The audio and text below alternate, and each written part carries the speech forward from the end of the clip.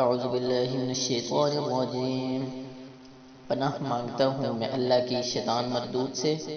بسم اللہ الرحمن الرحیم۔ شروع کرتا ہوں اللہ کے نام سے جو نہایت مہربان رحمت والا ہے۔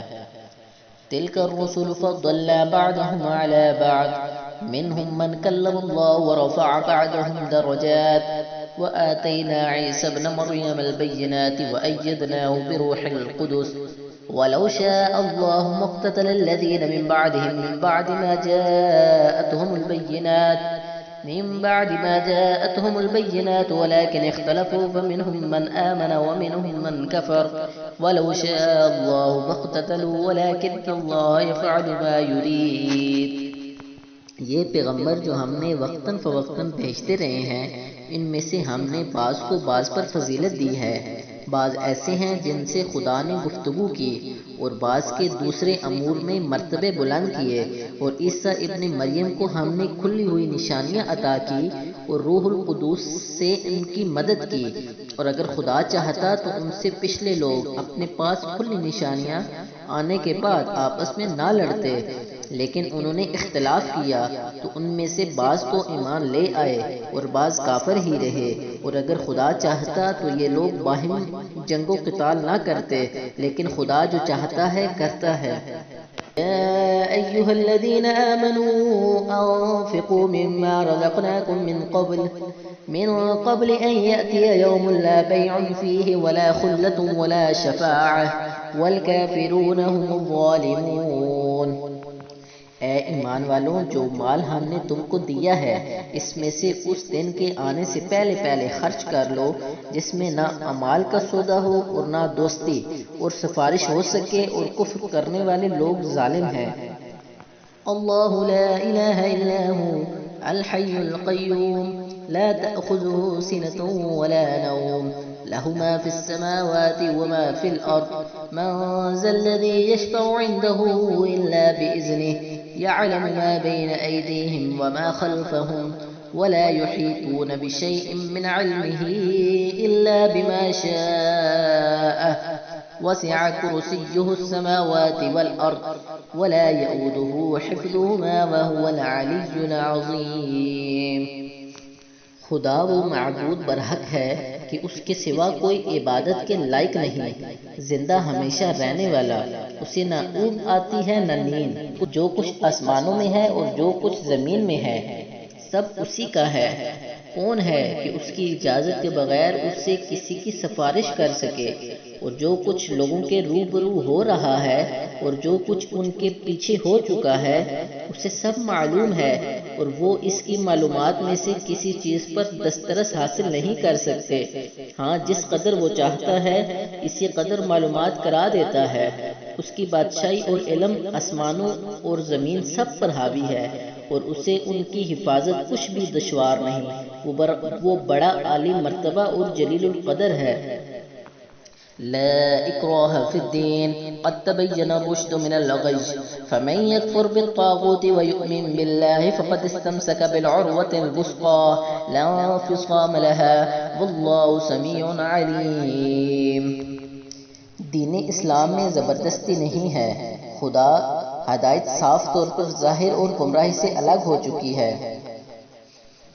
دین اسلام میں زبردستی نہیں ہے، ہدایت صاف طور پر ظاہر اور گمراہی سے الگ ہو چکی ہے، تو جو شخص بتوں سے اعتقاد نہ رکھے اور خدا پر ایمان لائے اس نے ایسی مضبوط رسی ہاتھ میں پکڑ لی ہے جو کبھی ٹوٹنے والی نہیں، اور خدا سب کچھ سنتا اور سب کچھ جانتا ہے۔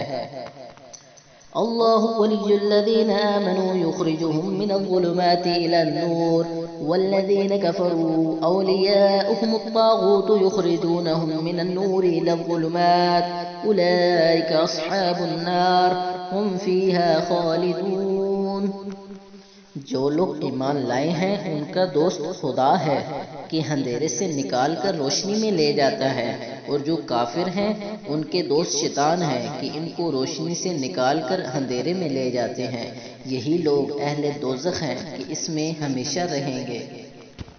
ألم تر إلى الذي حاج إبراهيم في ربه أن آتاه الله الملك إذ قال إبراهيم ربي الذي يحيي ويميت قال أنا أحيي وأميت قال إبراهيم فإن الله يأتي بالشمس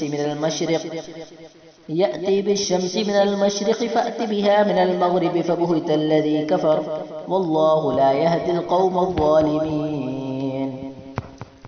بھلا تم نے اس شخص کو نہیں دیکھا جو اس غرور کے سبب کہ خدا نے اس کو سلطنت بخشی تھی ابراہیم سے پروردگار کے بارے میں جھگڑنے لگا؟ جب ابراہیم نے کہا میرا پروردگار تو وہ ہے جو جلاتا ہے اور مارتا ہے، وہ بولا کہ جلا اور مار تو میں بھی سکتا ہوں۔ ابراہیم نے کہا کہ خدا تو سورج کو مشرق سے نکالتا ہے، آپ اسے مغرب سے نکال دیجئے۔ یہ سن کر کافر حیران رہ گیا اور خدا بے انصافوں کو ہدایت نہیں دیا کرتا۔ أو كالذي مر على قرية وهي خاوية على عروشها قال أنى يحيي هذه الله بعد موتها فأماته الله 100 عام ثم بعثه قال كم لبثت قال لبثت يوما أو بعد يوم قال بل لبثت 100 عام فانظر إلى طعامك وشرابك لم يتسنه وانظر إلى حمارك ولنجعلك آية للناس وانظر إلى العظام كيف ننشزها ثم نكسوها لحما فلما تبين له قال أعلم أن الله على كل شيء قدير۔ یا اسی طرح اس شخص کو نہیں دیکھا جسے ایک گاؤں میں جو اپنی چھتوں پر گرا پڑا تھا اتفاق گزر ہوا، اس نے کہا کہ خدا اس کے باشندوں کو مرنے کے بعد کیوں زندہ کرے گا؟ تو خدا نے اس کی روح قبض کر لی اور 100 برس تک اس کو مردہ رکھا، پھر اس کو جلا اٹھایا اور پوچھا تم کتنا عرصہ مرے رہے ہو؟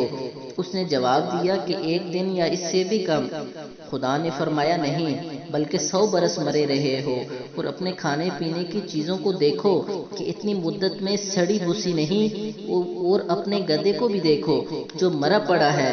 عرض ان باتوں سے یہ ہے کہ ہم تم کو لوگوں کے لیے اپنی قدرت اور نشانیاں بنائے۔ ہاں گدھے کی ہڈیوں کو دیکھو کہ ہم ان کو کیوں کر جوڑے دیتے اور ان پر کس طرح گوشت پیوست چڑھائے دیتے ہیں۔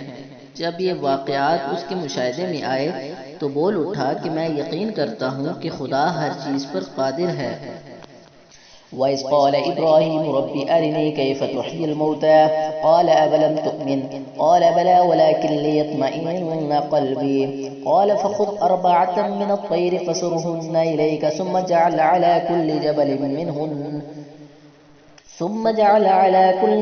مِّنْهُنَّ جُزْءًا ثُمَّ ادْعُهُنَّ يَأْتِينَكَ سَعْيًا وَاعْلَمْ أَنَّ اللَّهَ عَزِيزٌ حَكِيمٌ۔ اور جب ابراہیم نے خدا سے کہا کہ اے پروردگار مجھے دکھا کہ تو مردوں کو کیوں کر زندہ کرے گا، تو خدا نے فرمایا کیا تم نے اس بات کو باور نہیں کیا؟